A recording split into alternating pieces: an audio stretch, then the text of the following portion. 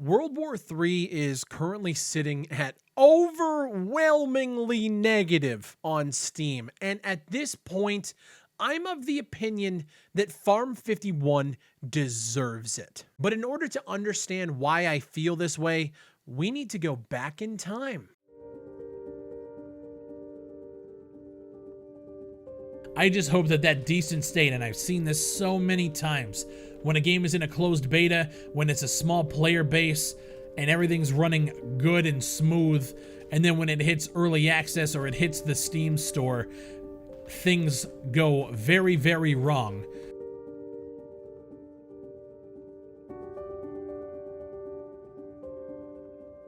You guys, if you haven't heard, the servers have been basically bombarded with people. Their authentication system for letting people into the servers is completely fucked, and it's been slowly trickling people in and out, and people are kind of able to get into, games here and there. It's definitely getting better than it was on launch. It's still completely fucked.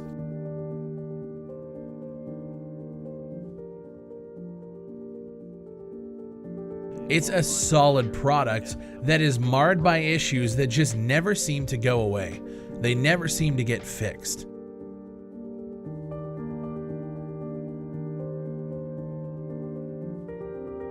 I gave them shit when it was warranted, and I gave them support when I felt that it was warranted as well. This, to me, is the ultimate slap. We have, what, September, October, November, December. We have 4 months left for the end of the year, and we have a roadmap that was given out that is showcasing so many things that I just can't see happening. This roadmap includes an Asian theater of war, new maps, strikes, weapons, the movement system, a real-time weapon customization system, new UI and HUD, new progression system, overall polishing, and performance improvements, all promised to drop in 2020.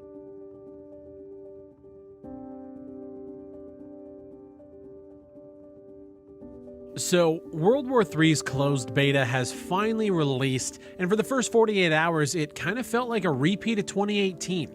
Server issues, authentication issues, grouping issues, just a whole meltdown of their server tech infrastructure.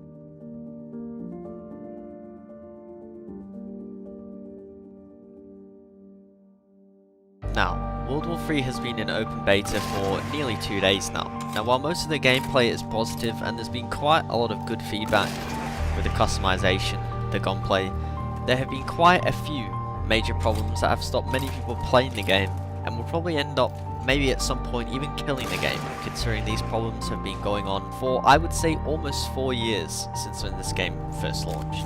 Guys, World War III has some serious problems. As you've all seen in the past week since the open beta released, World War III had a ton of connection problems. And honestly, I kind of expected this because the game has always had server issues, but what I didn't expect is for them to be this bad. I am a tad bit worried that World War III might have just possibly sabotaged itself. And more than likely, the developers did more bad than good with allowing the servers to be active throughout this whole weekend. Now, if you even tried to download this game and give it a shot at least once, you know exactly what I'm talking about. I'm not talking about the game itself, I'm not talking about the optimization, I'm not talking about any of that stuff.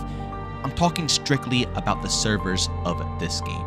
I've been playing and covering this game since 2018/2019, as I know a lot of you that are currently watching have as well. The bottom line, gamers like you and I are tired of supporting games for years just to have them end up in continuous development cycles after launch. All of these other YouTubers have shared their opinions on the free-to-play open beta that is World War III, and now it's my turn. Ladies and gentlemen, this is the sad reality of World War III.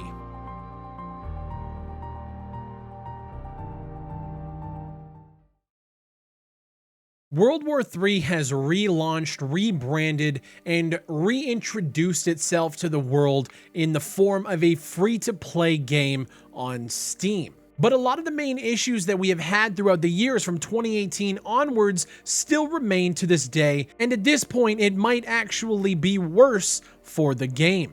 The biggest issues plaguing this game are the server issues, which people new to the game might write off by saying, guys, it's a beta. It's supposed to be this way. We're supposed to help them test. It's been that way for years now. Matter of fact, there hasn't been a time where it hasn't been that way.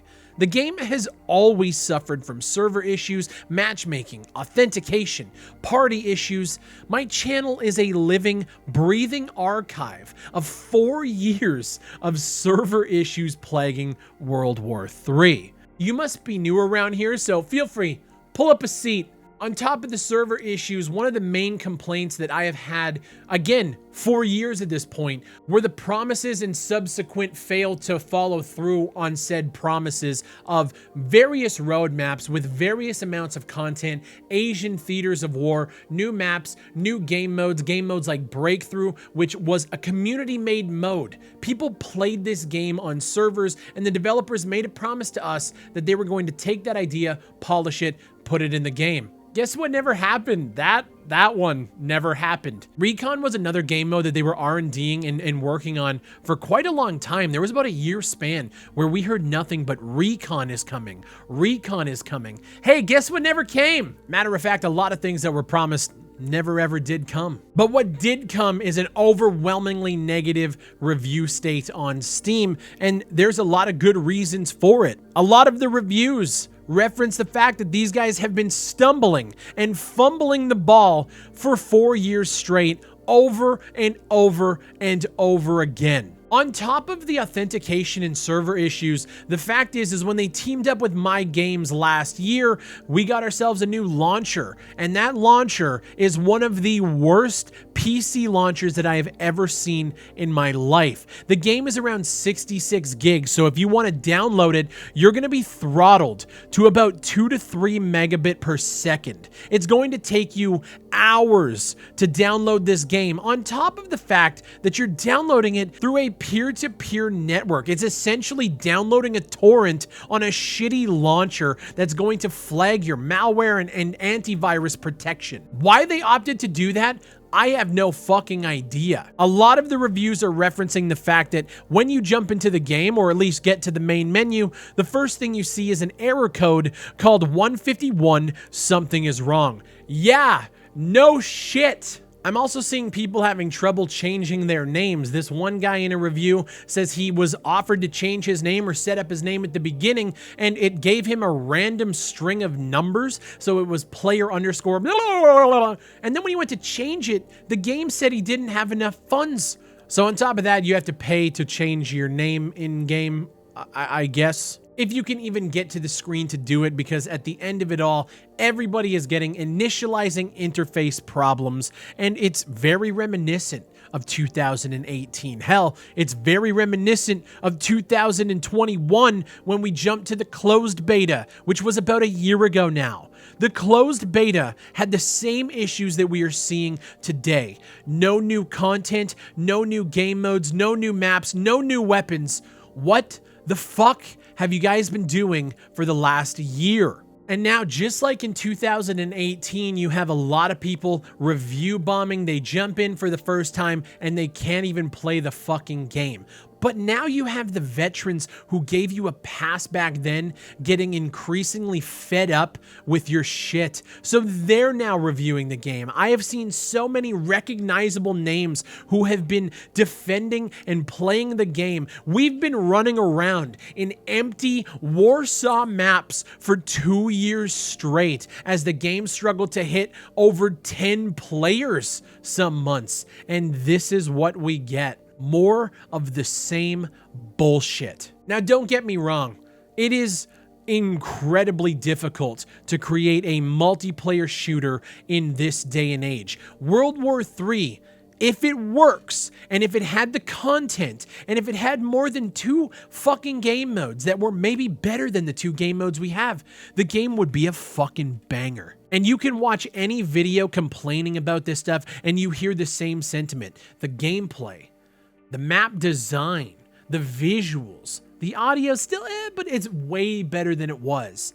The game itself is something of an uncut gem, a little rough around the edges, but needed some refinement.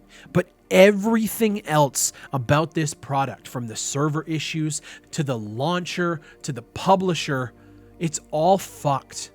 Speaking of the publisher, last year when Farm 51 announced that they were partnering up with My Games, it caused a huge controversy. There are people who will support them no matter what, but there's a large chunk of the gaming community that hate My Games. They saw what they did with games like Warface, and they said that this game is going to suffer the same fate. Earlier in the summer, we saw that My Games and Farm 51 kind of looked like they separated on the surface. My Games was no longer listed on the Steam page. When you boot up the game, you don't get greeted by the My Games logo. What happened?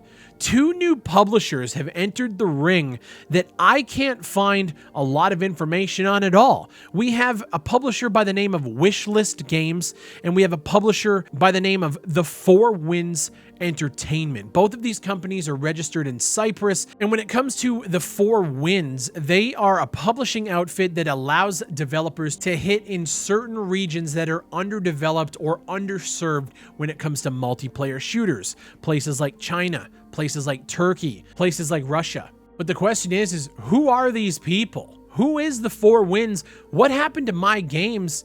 What is going on? This game has had such a roller coaster of development. We have seen the ups, which are few and far between, and we have seen the downs, which are pretty much the entire time this game has been out. And just as this game finally starts to get momentum and people start talking about it, they put the game out there, and it suffered the same fate that it did 4 years ago. I have not seen a game go through this many revivals, this many resurrections, and still come out the other side and have people waiting in a queue of 2,000 people to play your game. Yeah, there were queues, and there might be 4,000 people on the server. You might be sitting in a queue for a while.